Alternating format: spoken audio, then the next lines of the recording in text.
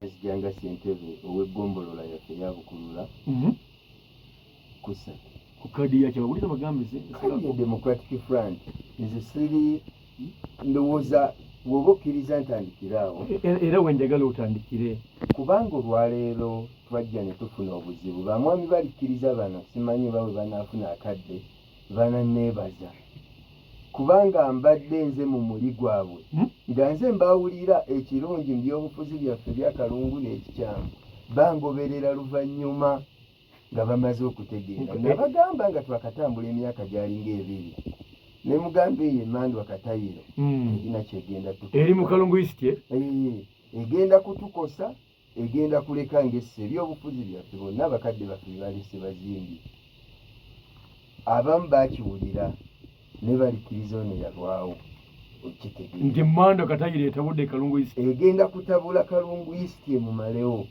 era nze nenkwata ekkubo eryange n'oyolekera omuti kakati olwaleero bwempulira nga ebiwoobe bizze bwe bityo temma ensingo nze kinnyongera amaanyi nti ne mu kiraasi abaana bano abasatu betusomesa mubaamu abategeererawo mulimu abategeera oluvannyuma lwa baddiramu revision ate waliwo abatalitegeerera ddala naffe tetugenda kuva mu byabufuzi bino mukkirize tubayambe mwami balikkiriza ogumu ku mulimu omukulu NUP gw'erina temujja kiwulira walala naye mujja kugulaba character assassination kutta abakulembeze era nze nina n'ekirowoozo nti bandiba bakolera chairman oli pasita ekiseera kituuke mu maaso nga Buganda tekyayina mukulembeze wambavu kubanga mbadde mugamba wutunuulira lisiti yaffe naddala mu Kalungu mwemanyi obulungi buli mukulembeze be bataawadde kaadi abali ku ludda luno olutalina kaadi n'opima n'abaafunye kaadi ate abaagudde be basinga embavu mwami balikkiriza ono yaliwo nga bwagambye kati bisanja bisatu nga kansala wamuluka Bukulula teyalina opposition nnyo mu lower local governments baalingayo babiri ye ne Sega wa Ponsiano nga badipi kuba kansala 20 ogambye otya babangamu okutandika mugombola ye Bukulula yonna balikkiriza nga yali nga kansala dipi ku opposition kati oluvannyuma ewaffe yeegattwako Ponsiano ng'akiikirira Lusango ensonga eyo yabawuliriza mugiwulirize naye olwaleero ensonga eyo mugiwulirize olwaleero bombi tekuli yafunye yadde mugamba balikkiriza ne Ponsiano teyafunye ku Lusango ng'olwaleero abantu abo ffe tubadde tulowooza gy'emirandira gy'opposition kwe tulina mu Bukulula kakati okuggyayo pointi yange eya character assassination nti yo NUP erina omulimu omunene okutta abakulembeze ab'embavu naddala mu kitundu kyaffe kya Buganda obbamalamu kati bw'osala n'ogendako mu kyamuliibwa ate baakoze ekigambo kyotalabanga nga mukwano gwange ono tebamwagala ne bamumma ne baleeta n'omuntu atali wa mu kitundu ekyo ne bamuweerawo kaadi wogenda baleese mwami wava munno mu kyamuliibwa town council naye ng'ate wava munno omwaka ekisanja ekiwedde avuganyizza wakyamulibwa luulo naye nga baagala kutta ono Ssekalema akola ki aliwo era baasitudde oli ne bamuweera wano kaadi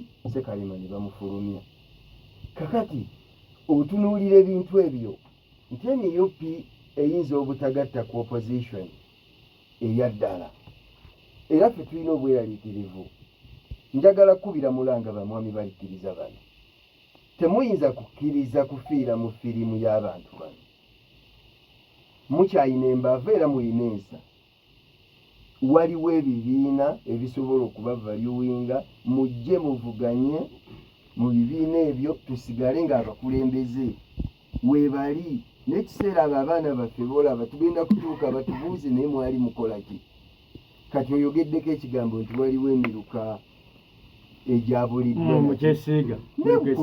ne Bukulula weebali nga tewali opposition yalabise mu Bukulula ku ggombolola ey'oku kkubo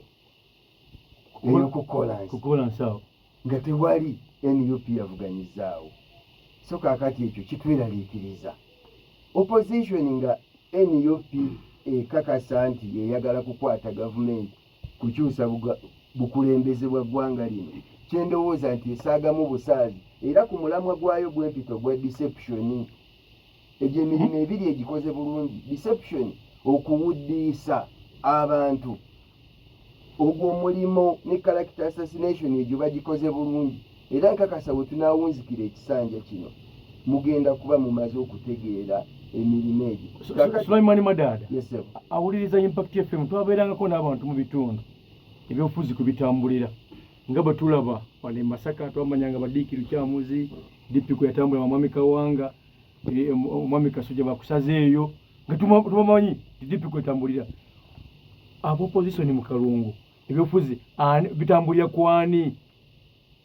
Kati opinion leaders bonna ababaddemu, tubaddemu ne Bamuzeeyi Mbaalaala oyo abamanyi mu opposition yaffe, tubaddemu ba Meya Sagala oyo ye ne kaadi teyagirabyeko tale. Kakati abantu abo bonna be basooka ne bateeka ebbali nga ne Mbaalaala naye ate yeegayirira bwegayirizi kufuna ki kaadi, naye ng'ate tewali opposition abadde mu Kalungu tasobola kugamba nti ayiseeko mu mikono gya Mbaalaala. Be bazimbye opposition mu Kalungu yaffe. Naye olwaleero ekitakyaliwo nti Mwami Katabaazi yajja n'ebigendererwa bye ayagala okumusinza. Katabaazi wamuzaalawo Katabaazi? Mwami Katabaazi wammwe Masaka, kitaawe Mwami Masannyalaze ali Mpugwe. Gombi gageri ewaffe tumuyita lya Masannyalaze Munyampungu ali Mpugwe wano mu Masaka City. Masaka City. Ki ekimufuula Munnakalungu ogyeko okubeera nga Munnayuganda? Kakati ekimufuula Munnakalungu sinze mu ndabe yange nyinza obutakiraba. Mujjwa maama bamuzaala Kalungu. Maama we bamuzaala Kalungu.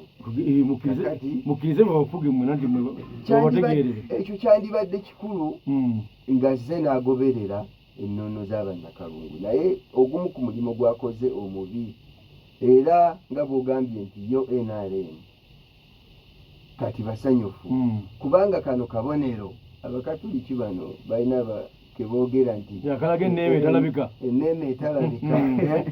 Akantu ako kati olaba nti layini ya Mwami Katabaazi yokka amukkiririzaamu ye yakutte kaadi.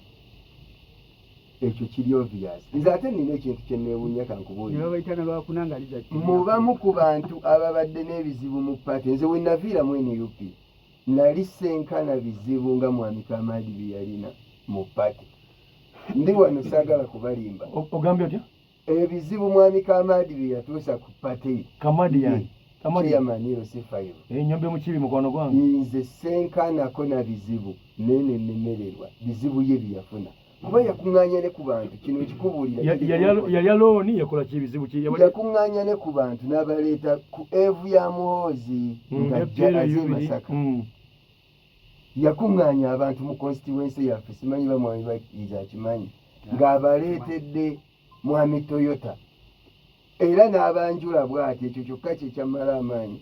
Bano be bantu benkolagana nabo okumalawo NUP mu Kalungu. Omulebudde? Simulebudde ate kakati era ebakoodi abantu abamu ngenda kuba kugamba Chairman Ssentongo yaliko owerukaya ne bazadde Kaweesa Chairman we yaliko ku bantu be baleeta ku Solo Heights Masaka.